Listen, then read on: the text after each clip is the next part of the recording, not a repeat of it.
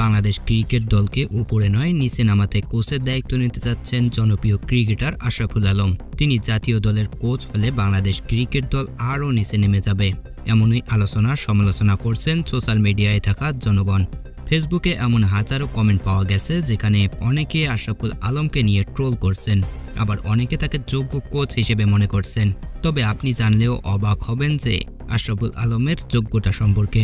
পেশাদার ক্রিকেটের অধ্যায় শেষ, এবার কোচের ভূমিকায় আসতে চান মোহাম্মদ আশরাফুল। ক্রিকেট ক্যারিয়ারের মতো কোচিংয়ের দায়িত্ব পাওয়া তার স্বপ্ন। জাতীয় দলের হয়ে অনেক স্মরণীয় ইনিংস খেলা সাবেক এই ক্রিকেটার হতে চান জাতীয় দলেরই কোচ। আজ আন্তর্জাতিক ক্রিকেট কাউন্সিলের লেভেল 3 কোচিং সার্টিফিকেট হাতে পেয়ে এফটিভিকে তার স্বপ্নের কথা জানান সাবেক এই অধিনায়ক। তিনি বলেন, স্বপ্ন দেখলে বড় স্বপ্নই তো দেখব, তাই না? কোচিংয়ে যখন আসবো তখন জাতীয় দলের কোচ হওয়াই আমার স্বপ্ন। গত বছরের 26শে মে সংযুক্ত আরব আমিরাতে এই কোচিং শুরু করেছিলেন আশরাফুল আলম। আবুধাবিতে এই কোর্সের আয়োজক ছিল আফগানিস্তান ক্রিকেট বোর্ড। আইসিসিতে কর্মরত বাংলাদেশের আরেক সাবেক অধিনায়ক আমিনুল ইসলাম এসিবি সেই কোর্সে কোচিং শেখার সুযোগ করে দেন আশরাফুলকেও। এবার ক্রিকেটের সর্বোচ্চ নিয়ন্ত্রক সংস্থা থেকে আনুষ্ঠানিকভাবে সেই স্বীকৃতি পেলেন।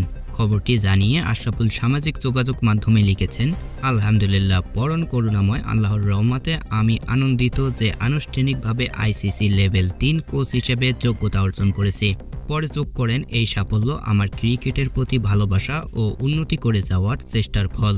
আমি আমার দক্ষতা ভাগাভাগি করে নেওয়ার জন্য এবং ক্রিকেটারদের তাদের পূর্ণ সম্ভাবনায় পৌঁছাতে অনুপ্রাণিত করতে মুখিয়ে আছি।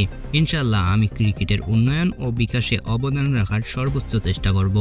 এর আগে 2012 সালে ইংল্যান্ডে ক্লাব ক্রিকেট খেলতে গিয়ে ইংল্যান্ড ক্রিকেট বোর্ডের অধীন লেভেল 2 কোচিং কোর্স করেছিলেন আশরাফুল। আর টেস্ট ক্রিকেট খেলার অভিজ্ঞতা থাকলে লেভেল 1 এর কোচিং করার প্রয়োজন হয় না। দর্শক, এখন আপনার কি মনে হচ্ছে আশরাফুল আলম কি জাতীয় দলের কোচ হওয়ার যোগ্য নাকি না? অবশ্যই কমেন্ট করে জানাবেন। আমাদের পরবর্তী নিউজের জন্য চ্যানেলটি সাবস্ক্রাইব করে সঙ্গেই থাকুন।